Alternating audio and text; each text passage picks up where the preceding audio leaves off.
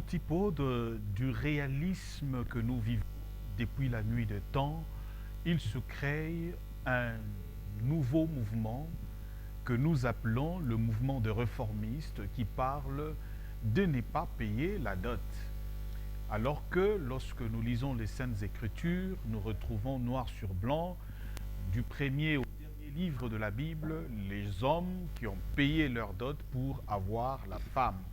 Et c'est là au prix ou à la valeur de ce que cette femme représente pour ces hommes. Aujourd'hui, sur ce plateau, nous voulons en savoir plus avec les courants que nous recevons ici, les réformistes et bien entendu les biblistes, ceux qui estiment que la Bible reste la parole du Seigneur, d'autant plus que toutes les vérités dont elle fait montre aujourd'hui, c'est celles que nous devons appliquer. Qu'en est-il de ce mouvement de réformistes qui parle de ne pas payer la dot, où Dieu n'a jamais demandé à l'homme de payer la dot pour avoir une femme? Nous en saurons plus sur ce plateau avec les invités du jour, sur le thème « La dot, payable ou pas payable ?» Le pasteur Pierre Casse est avec nous ici sur ce plateau. C'est lui le pasteur responsable de l'église primitive. Pasteur, bienvenue. Merci. Nous avons également le frère Anthony qui est avec nous et il est aussi serviteur au sein de l'église primitive. Merci pour l'invitation. Alors, à ma gauche, c'est le prophète Placide Massessé qui est du mouvement des réformistes. Prophète, bienvenue. Merci, M. Paul. Pasteur Casse, Oui. Dieu a-t-il autorisé de payer la dot? Est-ce que payer la dot est anti-biblique ou abiblique? Dieu, on appelait originellement Elohim, il a non seulement autorisé de payer la dot comme si on lui avait demandé, mais il a réglementé, il a établi, il a ordonné le paiement de la dot de la part de l'homme pour pouvoir prendre sa femme. J'ai ici les lois qu'il a dictées lui-même étant sur la terre, au mont Sinaï. Dans Exode 20, la sortie de la toute première église, verset 16, si un homme a séduit une vierge qui n'est point fiancée et qu'il couche avec elle, le Seigneur ordonne, il payera la dot et la prendra pour femme. Maintenant, c'est sa femme parce qu'il a payé la dot. Si le père refuse de la lui accorder, mais il payera en argent la valeur de la dot des vierges.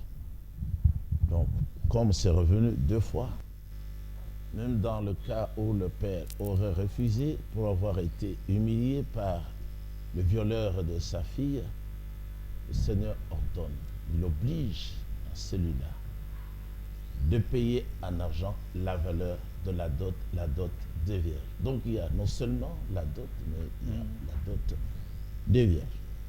Dans Deutéronome au chapitre 22e, là nous retrouvons la reprise de la même loi qui est confirmée par le Seigneur. Celui qui a trouvé une vierge non fiancée dans la campagne et qu'il l'aura séduite, il payera la dot de vierge et la prendra. Donc le Seigneur exige le paiement de la dot pour pouvoir acquérir la femme, sa femme. Merci, pasteur Casse. Frère Anthony, dans le même sens. Vous voyez que le pasteur Pierre Casse vient de donner les Écritures. Il a cité Exode 22, 16. Il a également cité Deutéronome 22. Or, dans la Nouvelle Alliance, dans 2 Timothée, chapitre 3, au verset 16, la Bible dit « Toute écriture est inspirée des dieux et utile pour enseigner, pour convaincre, pour redresser, pour éduquer dans la justice, afin que l'homme de Dieu soit adapté et préparé à toute œuvre bonne. » Alors si vous voyez quelqu'un qui se lève pour s'opposer contre les écritures que frère Pierre Casse a données, celui-là c'était l'antichrist. Antichrist. Celui-là qui n'a pas l'esprit de Dieu. Ah bon. Parce que oui, nous sommes dans la Nouvelle Alliance, ici c'est 2 Timothée. Toute écriture est inspirée de Dieu. Alors lui-même, le Seigneur, Yeshua HaMashiach, qu'a-t-il dit concernant l'écriture? Nous sommes dans Jean 10, à partir du verset 32. Exact. Je commence par 31. Allez-y. Les Juifs ramassèrent de nouveau des pierres pour le lapider. Yeshua reprit et leur dit, « Je vous ai fait voir beaucoup d'œuvres bonnes venant du Père. Pour laquelle de ces œuvres me lapidez-vous » Les Juifs lui répondirent, « Ce n'est pas pour une œuvre bonne que nous te lapidons, mais pour un blasphème. Et parce que toi, qui es un homme, tu t'es fait Dieu. » Yeshua leur répondit, « N'est-il pas écrit dans votre loi, j'ai dit vous êtes des dieux. Si elle a appelé Dieu ceux à qui la parole de Dieu a été adressée, et l'écriture ne peut être abolie. » Amen. C'est que le pasteur Pierre Casse a dit, Exode 22, 16. Ça ne peut être aboli. Ce qu'il a dit, Deutéronome 22, ça ne peut être aboli. Donc si quelqu'un sort et vous dit que Exode 22, 16 est aboli, Deutéronome 22 est aboli, c'est celui-là Satan. C'est ça. C'est le diable. Donc, Antichrist, anti-parole. donc on ne peut pas s'improviser dans une famille, prendre une fille d'autrui et l'amener chez soi. Il n'y a pas l'écriture qui parle dans ces sens-là. Ça, c'est le banditisme. C'est ça. C'est Le c'est banditisme. le banditisme. Qu'on nous montre l'écriture qui parle dans ces sens-là. Vous venez dans une famille, vous ne payez pas la dot, vous prenez une fille d'autrui et vous partez avec elle. Qu'on nous montre dans les écritures. Vous allez la voir comment? Parce que le Seigneur Yeshua HaMashiach a dit dans Matthieu 24 et jusqu'à 31, les Allez-y. cieux et la terre passeront, mais mes paroles à moi ne passeront jamais. Exode 22, c'est la parole du Seigneur Yeshua HaMashiach. Deutéronome 22, c'est la parole du Seigneur Yeshua HaMashiach. Moïse qui écrit là, il écrit sous l'inspiration d'Adonai Yeshua HaMashiach. Parce que toutes les écritures, c'est lui, le Seigneur Yeshua HaMashiach. Alors, en définition, c'est quoi la dot? La dot, le pasteur Pierre Casse a dit, c'est l'argent ou le sacrifice qu'on consent pour posséder une femme. À l'époque de Jacob, Jacob a travaillé 7 ans pour avoir Rachel, mais on lui a donné d'abord Léa. C'était la dot, les 7 ans. Et il a encore travaillé 7 autres années pour posséder Rachel. C'était la dot. Il a payé, il a travaillé pendant 14 ans pour posséder les 2 sœurs. C'était la dot qu'il a payé. Et maintenant, on paye en espèces. On paye l'argent ou tout ce que vous pouvez vous entendre avec le père de la fille. Voilà. Parce que c'est le père de la fille qui marie sa fille. C'est Comme la on peut- valeur qu'on donne à une femme. La Non, valeur non, non. Qu'on donne au père de la Au- femme pour avoir pour posséder la femme. la fille. La fille. Ok. C'est ça la dot. La valeur qu'on donne au père de la fille pour posséder sa fille et qu'elle devienne votre femme. Que la loi congolaise reconnaît. Absolument. Parce que Même- dans la loi congolaise, on ne peut pas célébrer un mariage par l'officier de l'état civil si le La père dot. ne reconnaît pas avoir perçu la dot. Ce n'est n'est pas pas un mariage. payé. On demande toujours à l'homme, avez-vous versé la dot dans la famille de la femme? S'il n'y a pas versement de la dot, l'officier ne célèbre pas le mariage. Merci, pasteur Anthony. Vous avez encore 1 minute, ça dépend de vous. Oui, je disais Ça fait donc- 9 minutes pour vous déjà. Non, mais je ensemble. disais donc même dans 1 Corinthiens 7, l'apôtre Paul parle également du père qui marie sa fille. 1 Corinthiens 7, 36. Si quelqu'un estime déshonorant pour sa fille vierge de dépasser l'âge nubile et qu'il doive en être ainsi, qu'il fasse ce qu'il veut, il ne pêche pas qu'on se marie. Mais celui qui tient ferme en lui-même, sans contrainte et avec l'exercice de sa propre volonté, et qui a décidé en son cœur de garder sa fille vierge, celui-là fait bien. Ainsi, celui qui donne sa fille vierge en mariage fait bien. Celui qui ne la donne pas fait mieux. C'est lui qui donne, donc le père, qui donne sa fille en mariage vierge, fait bien. Mais celui qui veut garder sa fille vierge pour la gloire du Seigneur Fait mieux. fait mieux. Parce que la fille ne peut être déviergée que dans Le mariage. Ah. Merci, Pasteur Casse, frère Anthony.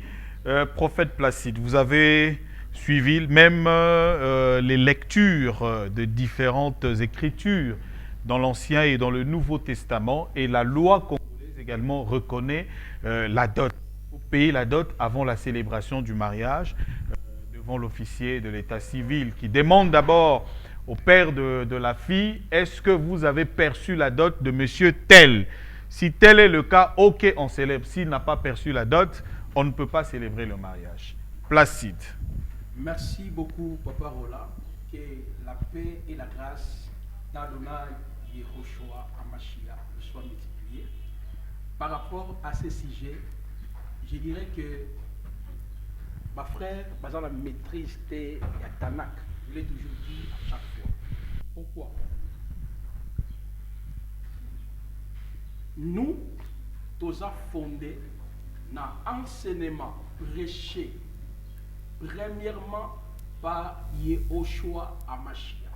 Je prends Jean chapitre 7, le verset 16. Yehoshua avait dit: ma doctrine vient du ciel. Je prends Éphésiens chapitre 2, le verset 19 jusqu'au verset 20. Nous sommes fondés sur l'enseignement des apôtres et des prophètes. Je prends Actes chapitre 2, verset 41 à 43. L'Église qui a été sauvée persévérait dans l'enseignement des apôtres. D'où, lorsque nous interprétons la parole, il faut tous se situer, tous aller dans 10 passages. Je ne refuse pas que la loi congolaise est autorisée. Il faut qu'il y ait paiement à dot. Pas tout n'a rien. Mais du moins, il faut qui a institué le mariage. Ce n'est pas un président de ce monde. Non, on a établi le mariage. Le mariage a été institué par Elohim dès le commencement. Nous sommes dans Genèse chapitre 2, le verset 24 à 25. Je veux qu'on évolue, hein, prophète Nakatiote. En fait, Eza ba équivoque au déjà posé, ba jalon Eza posé. Tout le monde ici croit que c'est Dieu qui a institué le mariage. Tout le monde ici sait que c'est la parole du Seigneur. Mais du moins les autres ont donné. Mais à toi maintenant de prouver que ce qu'ils ont lu là, ce n'est pas ça. C'est ça, ce que la Bible dit par rapport à ça. Mais voilà. Là, je suis un cheval. Nous avons posé ma base dans la gérer tant dans là. Donc c'est à moi, je sais, ni dans ça. En fait, c'est moi quand même le directeur. Le directeur, il y en a. Quand je trouve que Ezo Kende, moi côté Moussousou, il faut na Djongisa, Poto Kende na Alima. Je suis pas côté. Voilà. Je bien dit, bah écrit, bah frère, bah pessi, bah interpréter un mot mal. D'où je suis en train de planter les décors pour que n'arrive à penser dans là. Donc directement, bah la moralité que mariage, non.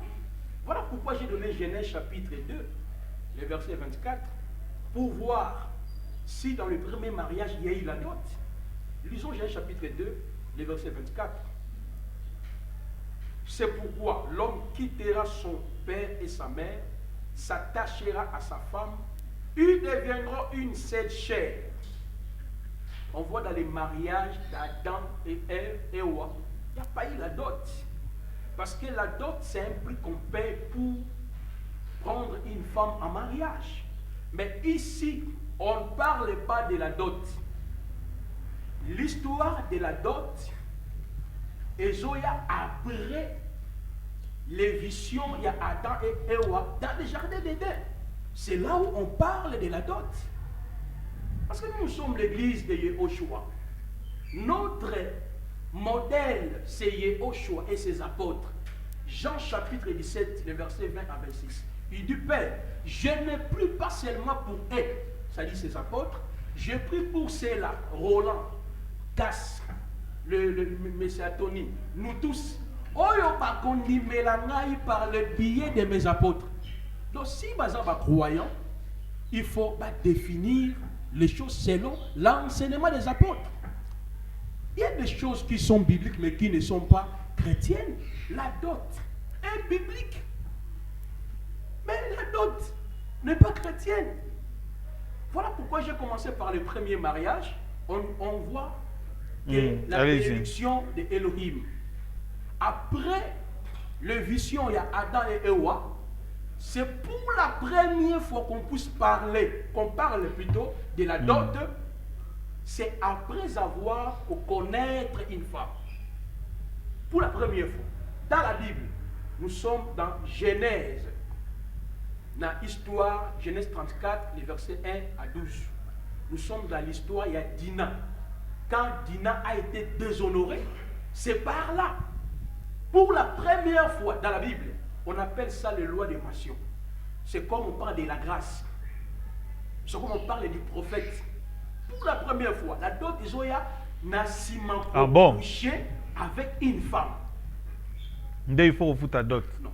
Là, je suis dans la Bible. Je suis dans la Bible. Et dans la nouvelle alliance, comment les mariages se déroulent. Ça, c'est fort. C'est un argument fort que les frères Kassava vont contredire en côté.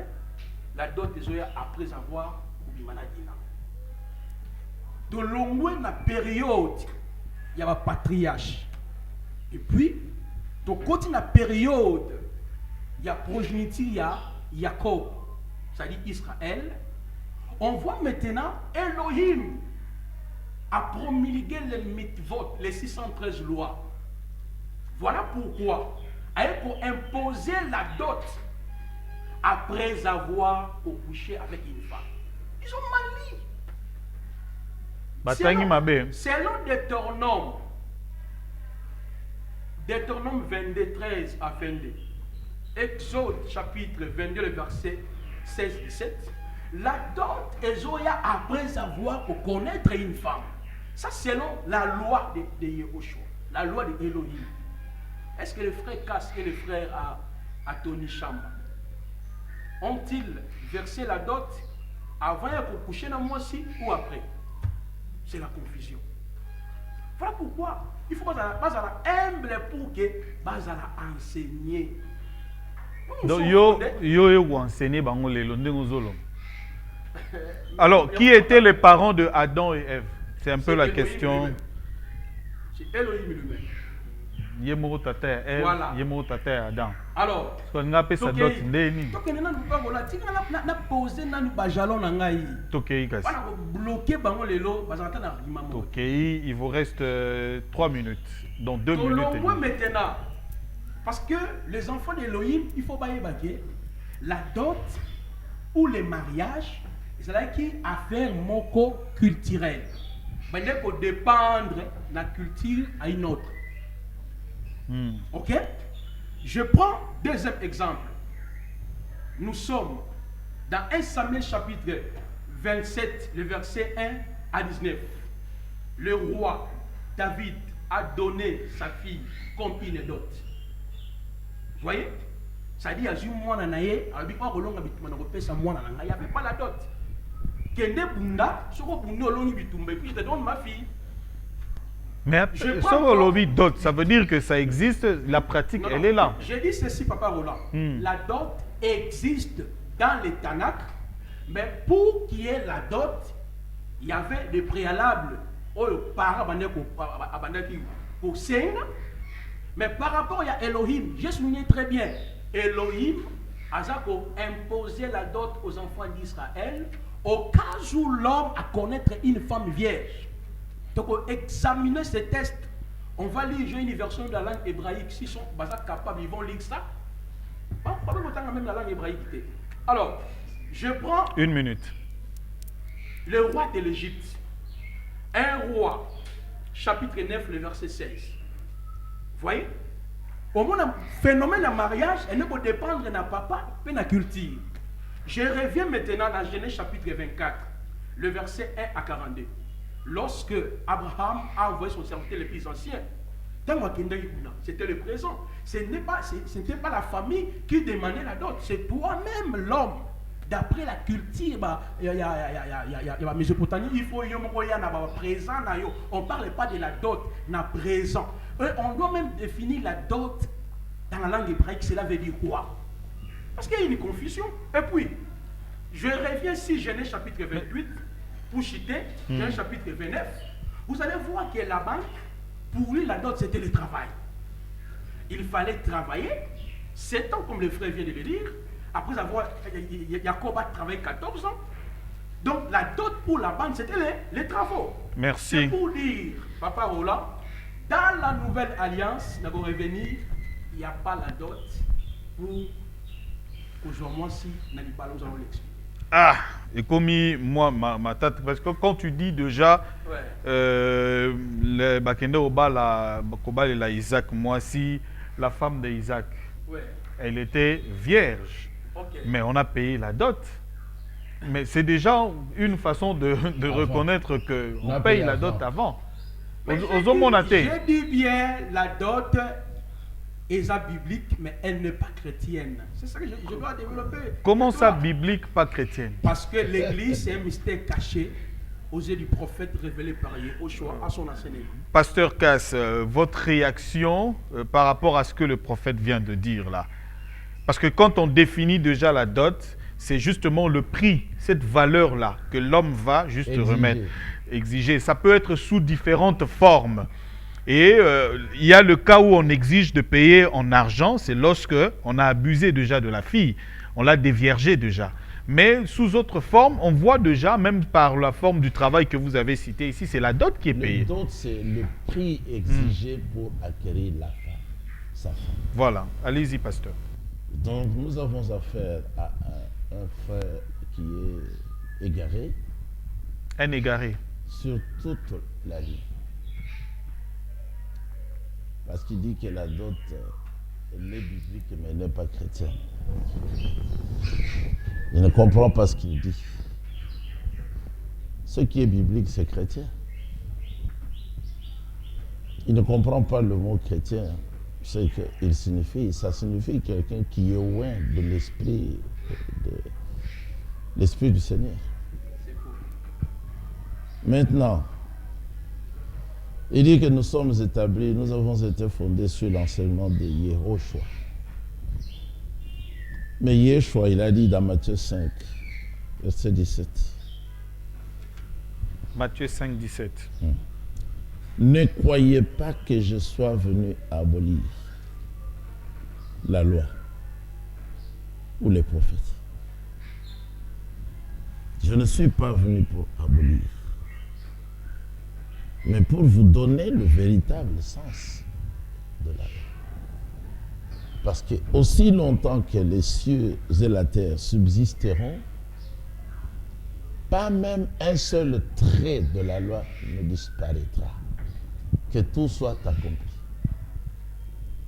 En ce qui concerne le mariage, lui, il se dit enseignant et prophète, mais il ne comprend pas aussi les titres qu'il se donne. Un enseignant, c'est celui qui a été établi pour donner les Saintes Écritures. Lui, il ne donne pas. La fois passée, j'ai posé 2 ou 3 questions. Il n'a jamais répondu à une seule. Quand est-ce que la polygamie était devenue un péché? Pas de réponse. Aujourd'hui encore, vous verrez qu'il ne répondra pas. Quand est-ce que le Seigneur qui exige le paiement de la dot est venu après pour dire plus de dot? Il ne répondra pas. Mais quand le serpent parle, mais c'est comme ça qu'il parle. Comme le serpent. Mais ça, c'est le serpent. Parce qu'il ne donne pas la parole de Dieu, mais il vient avec des raisonnements comme ça. Exactement comme le serpent marche. Il dit qu'ils ne comprennent pas la dispensation. Mais qui ne comprend pas que nous sommes sous le temps de la grâce, il dit. Qui? Même les prêtres catholiques comprennent ça. Lui, ce qu'il appelle, lui et ses amis, être dans une autre dispensation, c'est le banditisme. Vous voyez comment faire un bandit. C'est un bandit. Comment il est parvenu à mettre la bague à son doigt gauche là, pour montrer qu'il est lié à sa femme? Selon quelle loi? Dans le Nouveau Testament.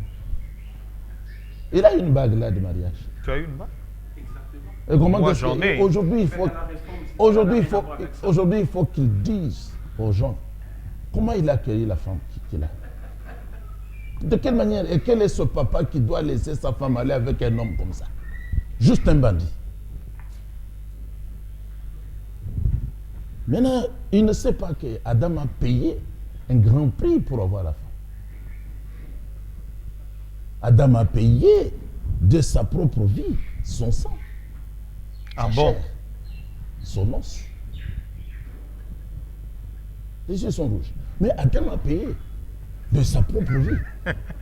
Les Je ne yeux pas prendre. rouges. La dame a payé de sa propre vie. Allez-y, pasteur. Et ce qu'Adam a fait, ce qu'il a payé comme d'autres, c'est ce que le deuxième Adam a fait.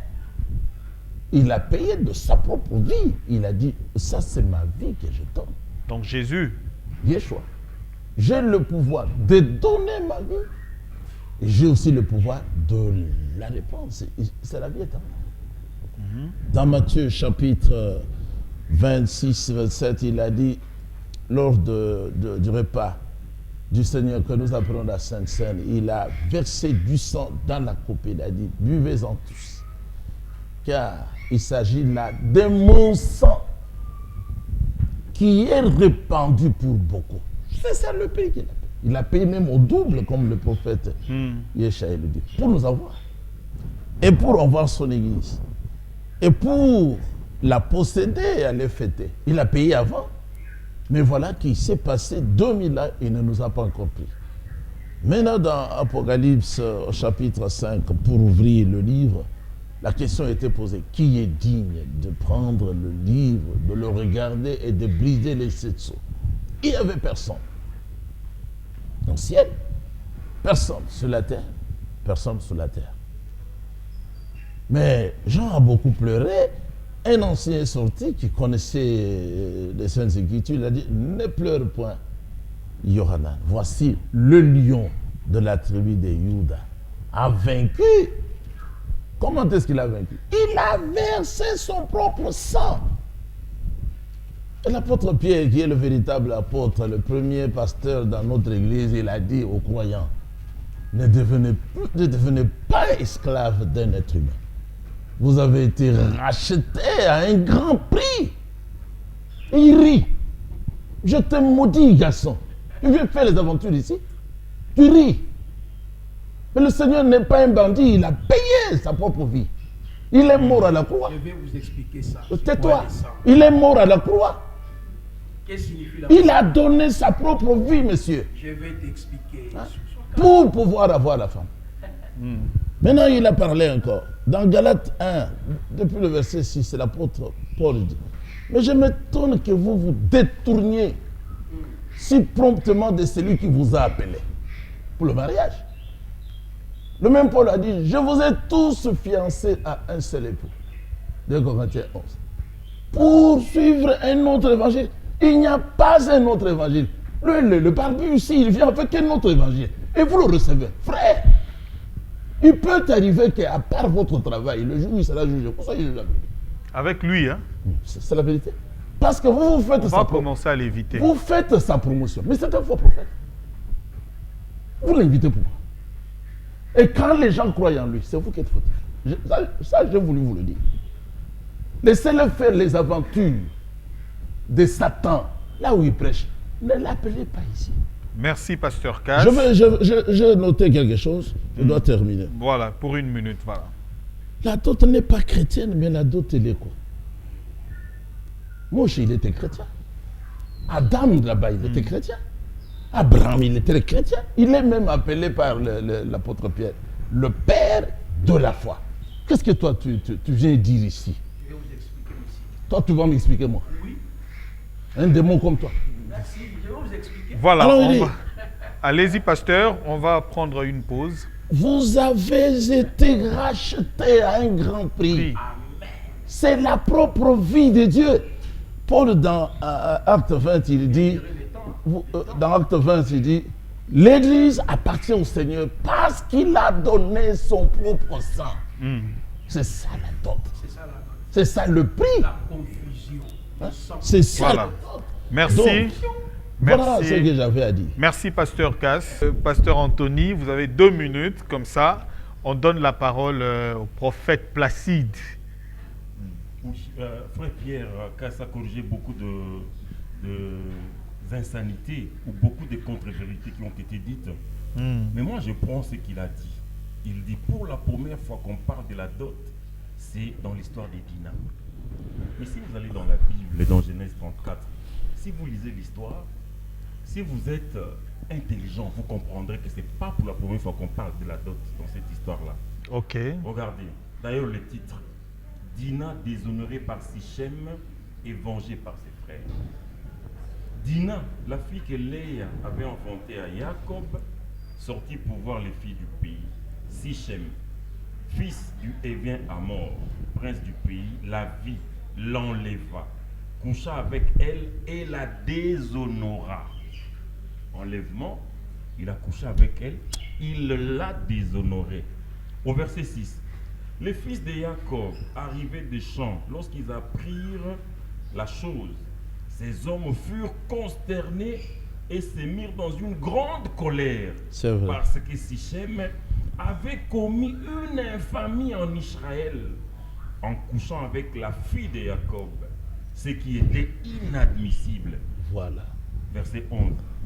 Sichem dit au père et aux frères de Dinah, pour obtenir votre faveur, je donnerai ce que vous me direz. Exigez de moi une forte dot et beaucoup de cadeaux, et je donnerai ce que vous me direz, mais donnez-moi la jeune fille pour femme. Donc la dot, Sichem savait que la dot était déjà exigée. Mais pour le mal qu'il avait fait, Une il forte. a demandé, voilà, Une forte dot. une forte dot Avec des cadeaux. avec des cadeaux. Parce qu'il s'est rendu compte qu'il avait mal fait, il avait mal agi. C'était une infamie, comme les frères de Dinah ont dit. On n'agit pas comme ça en Israël.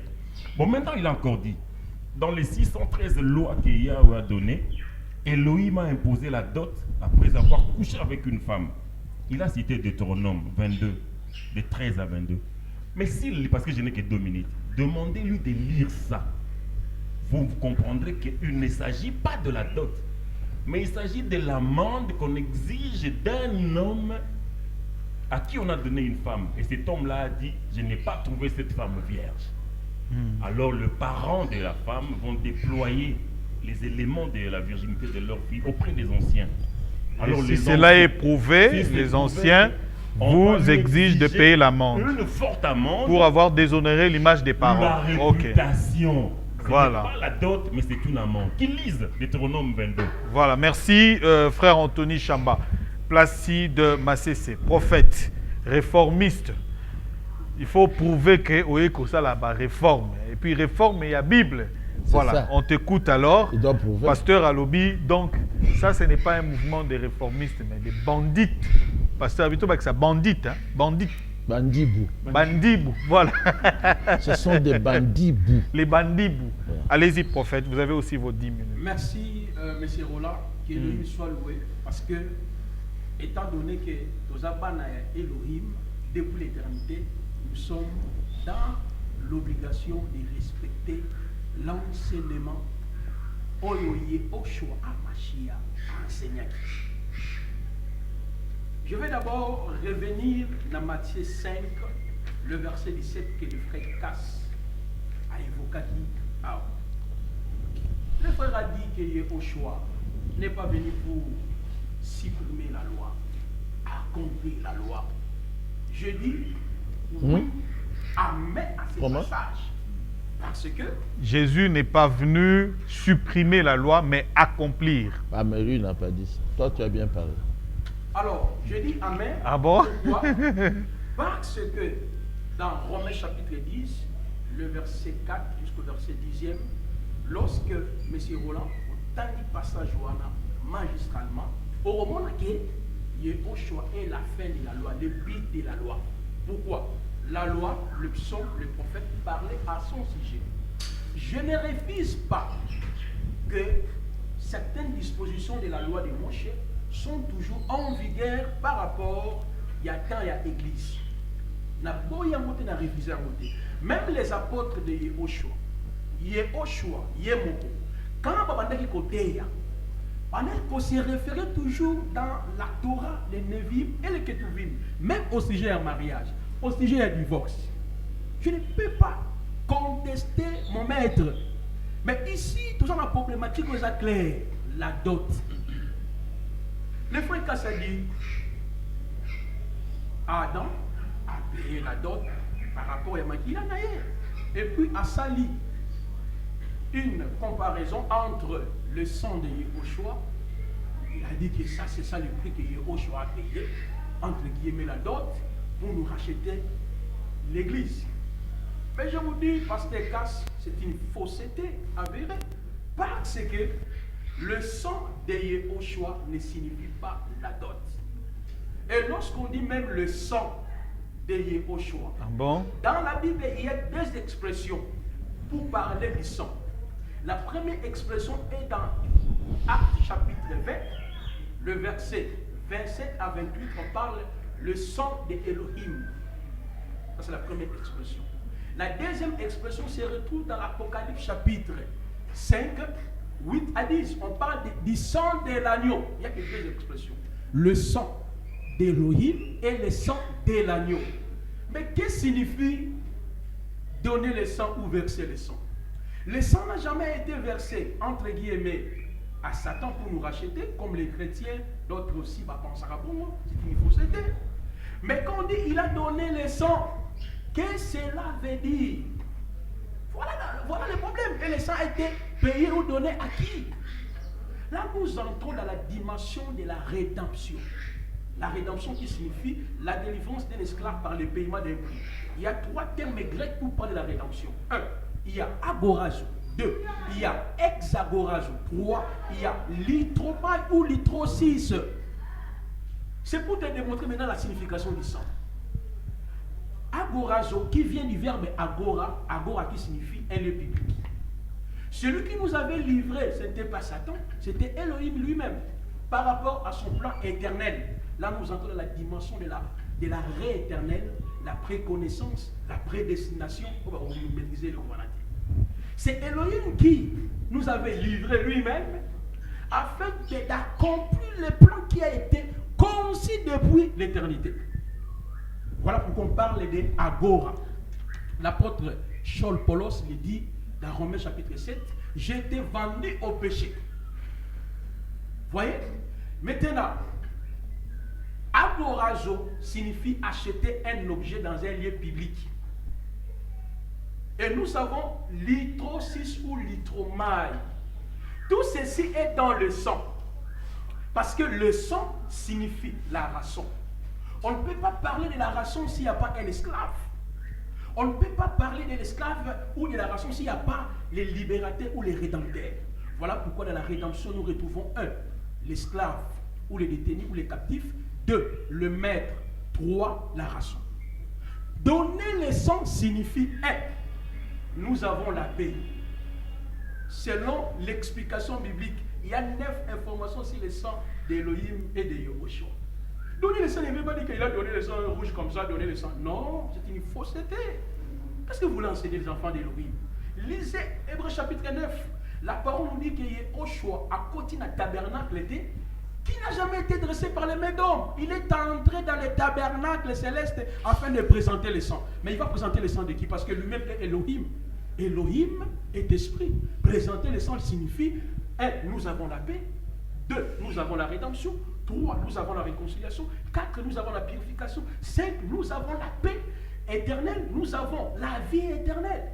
Donc le sang n'a jamais coulé. Le problème Quand on regarde la Bible, moi je ne fais qu'interpréter la Bible. C'est ça, esclave et apôtre. Justement parce À la que, croix de na Golgotha. sens, je vous en prie, prophète, Ouais. na sens oyo ozokende. Quand Ouais. tu dis ça, c'est-à-dire que tu tombes C'est Satan. dans une certaine doctrine de Philosophie. dire que Jésus n'est jamais mort à la croix. Je n'ai pas dit ça. La mort Je de n'ai pas dit Jésus, ce que je n'ai non, pas dit. justement, attends, on interprète. La mort de Jésus n'a jamais été physique parce que vous dites que C'est un démon. il ne s'agit pas du sang, il est monté dans le tabernacle céleste. Comme étant lui-même Elohim, il présente comment il pouvait présenter le sang. C'est dans ce contexte-là que tu parles. Écoutez-moi très bien, messieurs. Hein? Yehoshua, sa mort a été énoncée par les prophètes du Tanakh. Deuxièmement, Jésus parce que est-il ça- mort? En fait, la question est aussi simple que ça. Jésus, je suis en train de réorienter, s'il vous plaît. Jésus est-il mort à la croix, oui ou non? C'est la question. Le sang était écoulé, oui ou non?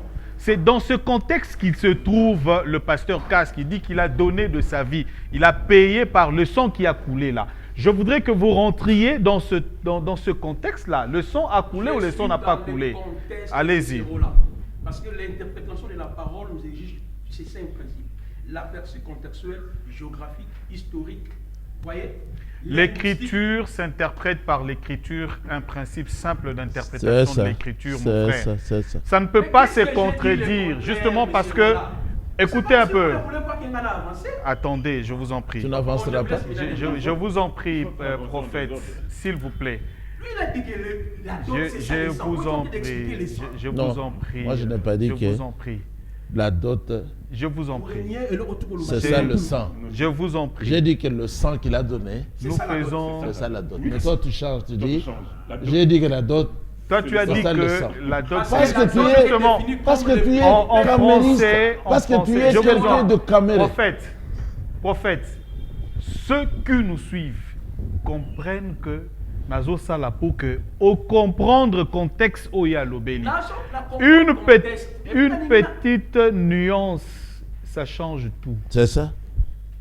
S'il vous plaît, rentrez dans le contexte naïe pour que vous arriviez à interpréter comme il l'a dit. Selon les Tanakh, les 4 évangiles, Actes des apôtres et l'Apocalypse, la mort de Yehoshua est présentée dans les 4 facettes.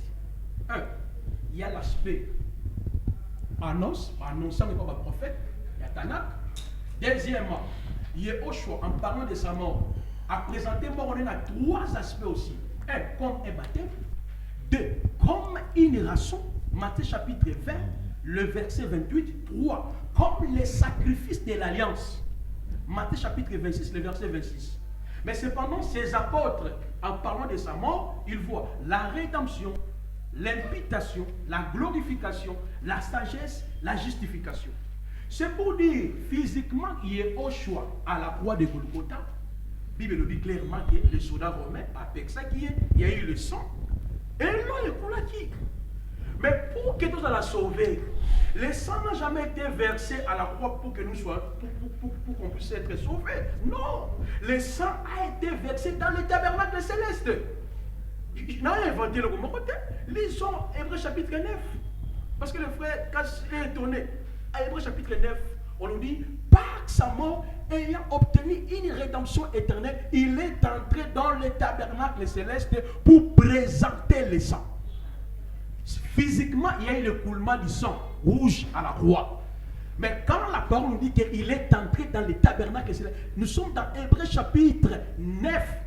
Lisez le verset 10 jusqu'au verset 26. Là où l'apôtre Paul le testament entre en vigueur lorsqu'il y a la mort du testataire. Il parle de la prêtrise aronique pour démontrer que les sacrifices, les rituels qu'on offrait perpétuellement dans la prêtrise aronique n'a jamais amené l'homme à la réconciliation. Et il démontre que la mort de Yehoshua, c'est l'expression sublime de la volonté d'Elohim afin de mettre fin au péché. C'est par là, quand le frère Kassazolo Bakenon, il compare la dot au sang, j'ai refusé ça carrément. Sur le plan scriptural exalté. Mais dans la révélation, nous croyons à cela. Parce que ça, c'est une dimension révélationnelle. Je ne peux pas réfuter ça. C'est une vérité. Mais sur les écritures comme ça n'existait pas. Tu ne peux pas comparer la dot et le sang. Le sang ont un rôle clair. Vous voyez? Je reviens maintenant dans l'argument erroné. Et moi, je me tourne toujours, ces messieurs, il a toujours l'habitude de lire. Il n'exprime même pas. Il ne fait que lire, non, lire. Si vous avez, si on attend de débattre, il ne faut pas finir en train de nous lire tout les passages. Alors, je reviens par rapport à Foseta Tugoloba. 2 minutes. 2 minutes. Je reviens par rapport à Foseta Tugoloba. Vous êtes dans la 10e. Mais vous avez d'abord. Je vous ai ajouté 2 minutes. Compliqué. Je reviens d'abord par rapport à Foseta Naï. Il dit que dans Deutéronome chapitre 22, le verset, d'abord Exode chapitre 22, les versets 16 à 17, et puis Deutéronome, nulle part on dit que la dot vient après avoir couché avec une femme. Messieurs, est-ce que vous savez la maîtrise de la langue hébraïque? Est-ce que je peux te donner ici le texte en hébreu, tu vas lire? Pourquoi vous voulez mentir les enfants de Elohim? Moi je crois. Le micro-prophète. Moi je crois clair et je respecte le mitzvot, la loi. Pourquoi? L'église est fondée par l'enseignement de Moshe. Nous sommes dans Ephésiens 2, les versets 19 à 20. Mais dans Ephésiens chapitre 3, 4 à 5, là on parle du prophète de la nouvelle alliance et les apôtres de la nouvelle alliance. D'où, selon cette écriture, si vous avez une écriture en dehors, il y a Exode chapitre 22, les versets 6 à 12 et Deutéronome où on parle de la dot, dans la loi de Moshe, ça n'existait pas, messieurs. Crée ta Bible. Selon la loi de Moshe, la dot, et ça peut intervenir après avoir couché avec une femme. À quel moment, je peux poser une question, si comme ça on va revenir à vous. Donne-moi, je mets ma main à couper. À quel moment Jésus a payé la dot? Pourquoi vous voulez toujours mentir? À quel moment Jésus a payé la dot? Moi je dis ceci. Par rapport à son épouse qui est l'Église. C'est ça. Pour l'Église. L'Église d'abord, M. Roland, il y a 5 étapes. Non, je dis à quel moment Jésus a payé la dot pour l'Église. Yoshua n'a jamais payé la dot pour son Église. Parce Voilà, que l'Église est cachée en lui-même. L'Église est sur son corps. Il va payer la dot à qui? L'Église est son corps. Ephésiens chapitre 5, les versets 23. Colossiens chapitre 1, les versets 16 à 17. Pasteur Cass, vous avez la parole pour la réplique.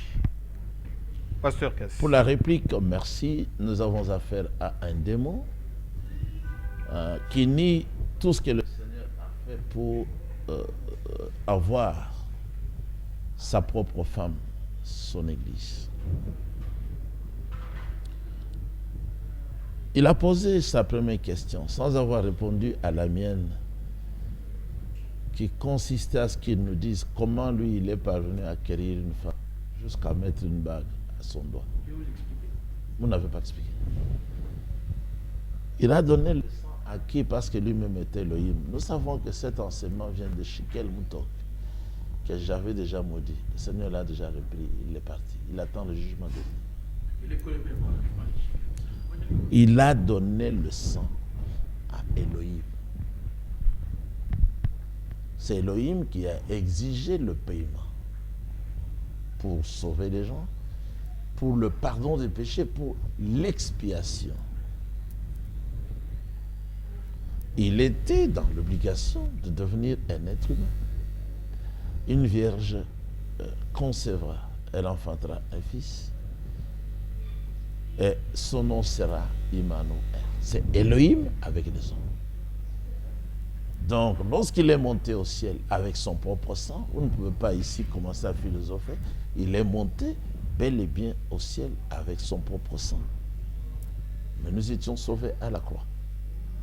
Même si nous avons été sauvés à la croix, il faut alors que le message de celui qui est mort à la croix parvienne aux gens qu'il a connus, pour lesquels il a donné son sang.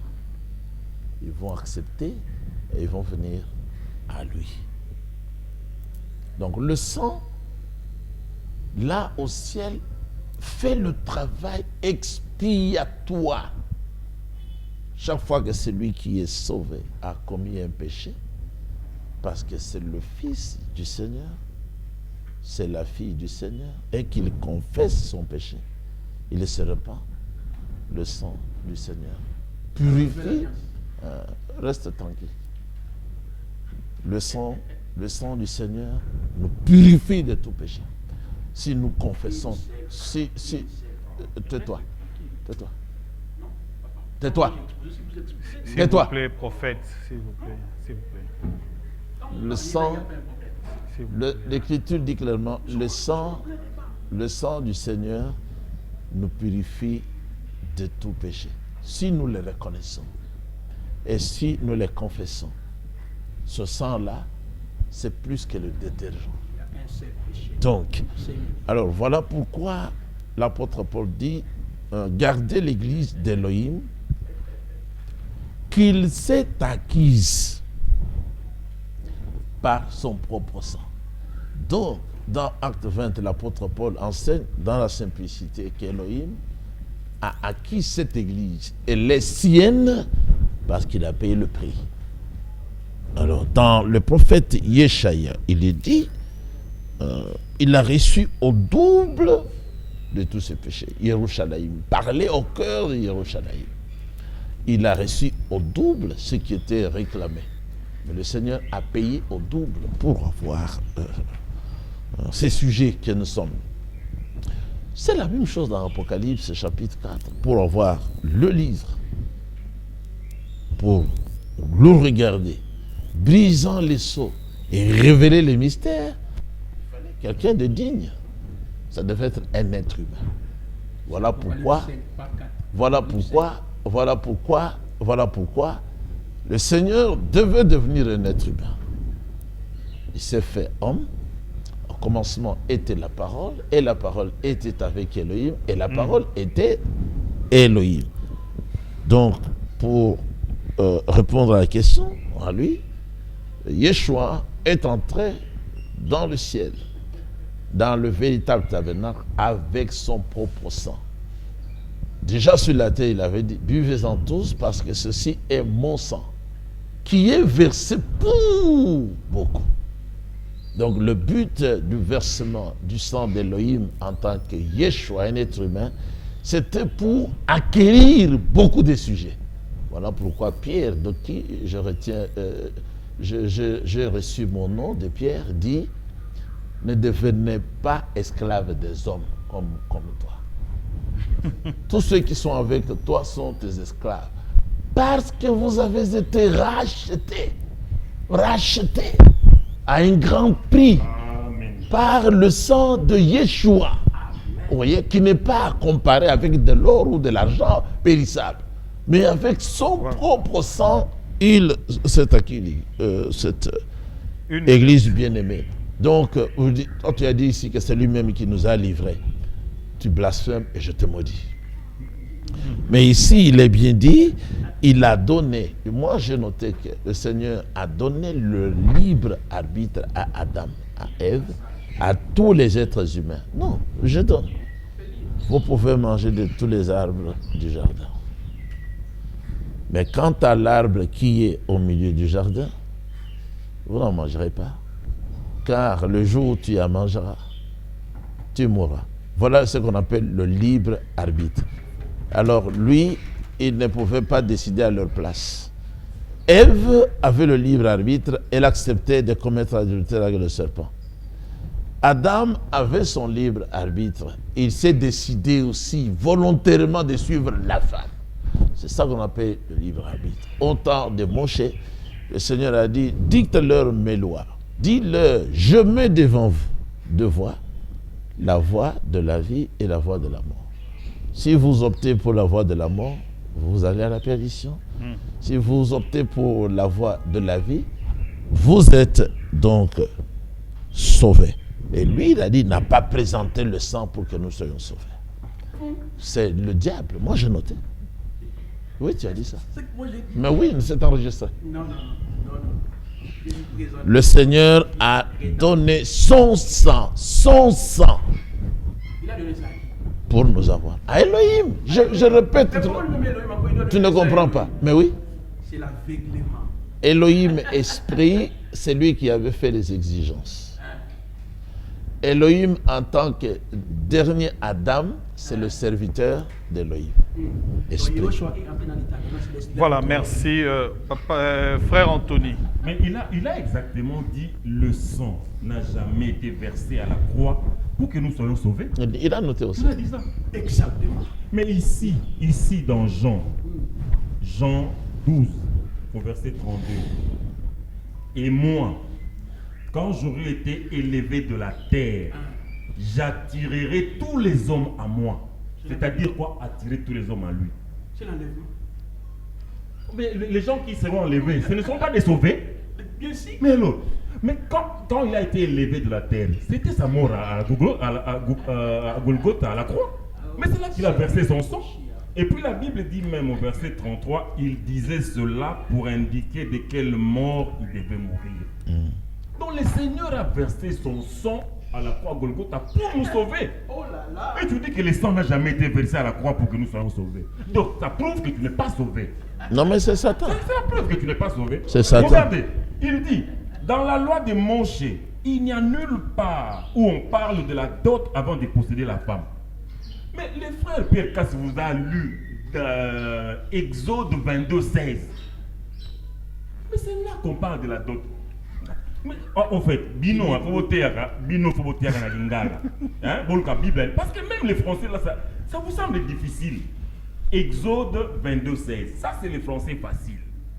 Lorsque un homme séduira une vierge qui n'est pas fiancée et qu'il couche avec elle, il paiera sa dot. Il paiera sa dot. Puis tais-toi d'abord. Écoute. D'abord. Le fou. Laisse-le dire d'abord. Ne me dérange pas. Placide. Ne me dérange pas. Qu'il lise Un comme ça. fou. Bon. Allez-y. Lorsque un homme séduira une vierge qui ne dérange pas. Il dérange, il est devenu fou. Une vierge qui n'est pas fiancée et qu'il couchera avec elle. Très bien. C'est-à-dire d'abord que l'homme lui a fait violence. Parce que ce n'est pas de cette manière-là qu'on procède. Très bien.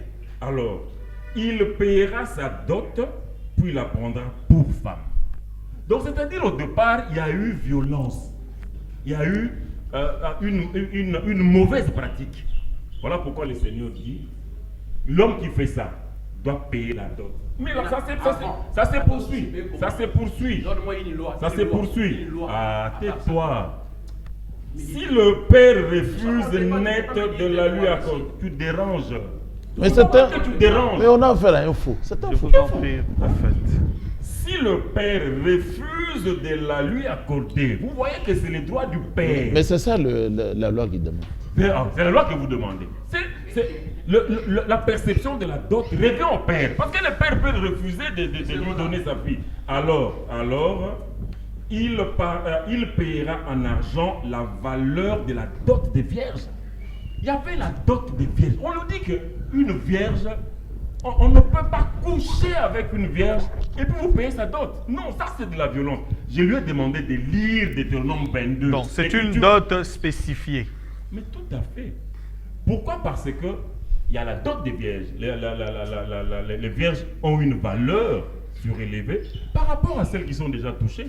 Parce qu'on a même dit dans la loi qu'un sacrificateur, un lévite, ne peut prendre pour femme qu'une vierge. Pas une femme déjà déshonorée. Parce que celle qui a déjà connu... Mais de la même manière, on paye la dot, si tu ne sais pas, on paye la dot au père de la fille. Tu es devant. Dites à Voilà. Lingala. Merci. Dites-lui à Lingala. Bafutaka, dot, Mosola Libala, et pas ya tata, ya mon amour. Oh, même en Swahili, parce qu'il est de Bukavu. Il est de Bukavu de chez Oui, maintenant, je termine en... Je termine. Je suis là. Je termine en lui rappelant l'écriture de Deutéronome 22 que lui-même a donné. Je lui ai dit de lire ça. Il n'a pas lu, il nous a amené dans la philosophie. Colossiens 3 dit que personne ne fasse de vous la proie de sa philosophie. Et puis, je termine. Il dit, nous retenons l'enseignement de Yeshua HaMashiach. Alors je lui pose la question. Quel est l'enseignement de Yeshua? Quel est l'enseignement que Yeshua a donné concernant la dot? Montre-nous l'enseignement que Yeshua a donné concernant la dot. Donc il faut aller ravi. Voilà, on va aller, le prophète dans sa dispensation. Et conclure en même temps. Des bandits. Puis, le pasteur aussi vont conclure. Hein. Attendez quand même à la pensée de ce texte-là. Étant également un enseignant dans la langue de Molière. Lorsqu'on dit payer la dot, parce que c'est pratiquement dans ce que nous vivons ici. La culture juive à l'époque veut dire que il y avait une tenue pour les femmes qui étaient vierges, qui se différenciaient de celles qui avaient déjà été touchées. Là, je parle un peu de la culture qui fait qu'il y avait une certaine différenciation. Il y avait des robes propres aux vierges et propres aux femmes qui étaient touchées. Ça veut dire qu'il y avait la culture de la dot. Mais lorsqu'on a déviergé une fille, au lieu de fuir, mais vous devez quand même payer la dot. Mais cela se soumet à la volonté du père. Parce que le père peut dire que ma fille n'a pas voulu de cet homme, je préfère lui donner à un autre monsieur, même s'il est touché. Mais l'autre, mais vous payez la dot. C'est un peu dans ce contexte-là que je voulais faire comprendre le prophète. Si on veut, on pourra faire même une étude approfondie sur ça. Allez-y, prophète. La loi de Moïse. Et je crois à cette disposition de cette façon. Je n'ai pas dit le contraire. Ok. Il veut me montrer comme s'il avait mis dans la langue Molière. Il va dire, papa, tu dois l'hébreu biblique. Oui, mais je me trompe dans la langue hébraïque. Allez-y, prophète. Mais Judas, il était un hébreu. Allez-y, on va aller aussi dans la Mais Judas, il était hébreu. J'ai dit ceci. Pourtant, un démon. J'ai dit ceci. Par rapport à Exode, selon cette écriture, c'est les Français. La dot, ils ont comme amende et pas un mouton. On a déshonoré une femme vierge. J'ai dit Amen. Bon, ça pour s'appuyer dans il faut payer la dot. C'est par là que j'ai retrouvé pour dire aux frères. Mais si on doit payer la dot, selon Deutéronome et Exode, c'est après avoir couché avec une femme. Si c'est faux, montrez-moi une écriture qui nous montre dans la loi de Moïse qu'on paye la dot avant de coucher avec une femme. Ça n'existait pas. Ça n'existait pas. Il y a que deux passages Deutéronome et Exode. C'est les Français. Bon, je reviens directement pour éclairer les enfants. Et allez aussi à conclure pour aujourd'hui. Pour nous, selon Matthieu chapitre 19, verset 4, Yehoshua avait dit, au commencement, il n'en était point ainsi. Au commencement, je vous ai donné Genèse chapitre 2, le verset 24 à 25, il n'y avait pas la dot. Comme l'église est retournée au commencement, il n'y a pas la dot. Mais la responsabilité maritale revient aux parents. Je suis dans 1 Corinthiens chapitre 7, le verset 1er. Lisez le verset 36, 37, 38. L'apôtre Paul dit clairement, ce qui m'ont à l'épicie agia bala yo parents balisaï. On sait si dans la réforme apostolique, nous croyons que la responsabilité maritale revient aux parents. Par là, il y a deux possibilités. Si ton père n'est pas retourné au commencement, a le droit de demander la dot. Parce que la dot est culturelle. Dans chaque tribu, les gens demandent la dot. On ne refuse pas cela.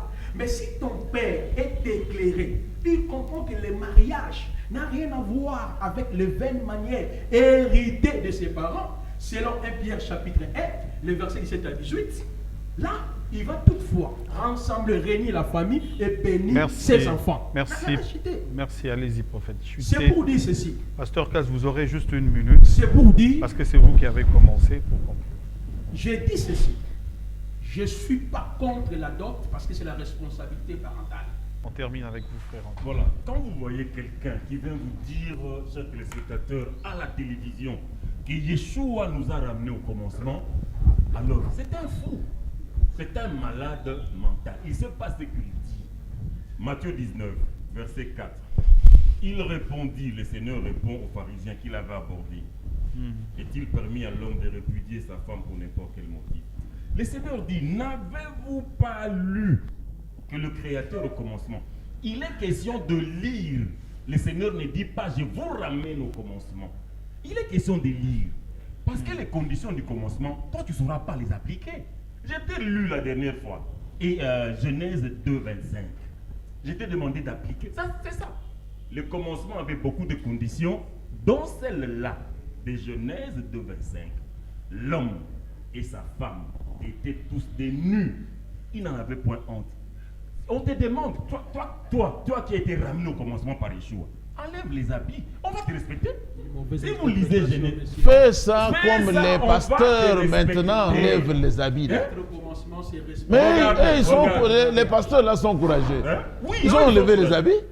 Genèse 2,25. Fais la même chose. Genèse 2,25. Non, vous allez conclure. C'est moi qui ai la parole. L'homme et sa femme étaient tous les deux nus et n'en avaient point honte. C'est ça le commencement. Vous avez une cravate, une chemise, une veste. Vous dites que vous êtes au commencement. Et même le sous-vêtement. C'est là le commencement. Mais le commencement, c'est ça. Ah, yo, ça n'a le bon pas le commencement, c'est ça n'a le bon yo. Le commencement, c'est la période avant le péché. C'est ça le commencement. La période avant le péché. Enlève les habits, monsieur. Yeshua t'a ramené au commencement. Enlève les habits. C'est ça la condition du commencement. Mais qu'est-ce qu'il veut au commencement? Tu as dit que Yeshua t'a ramené. Oui, mais c'est ça la condition du commencement. Faut commencer par là. Faut commencer par là. Explique ça. Explique Genèse 2,25. Donc il n'est pas au commencement. Il a honte. Ah, il a honte. Il n'est pas au commencement. Longola Bilamba. Cataforme. Bandimayo.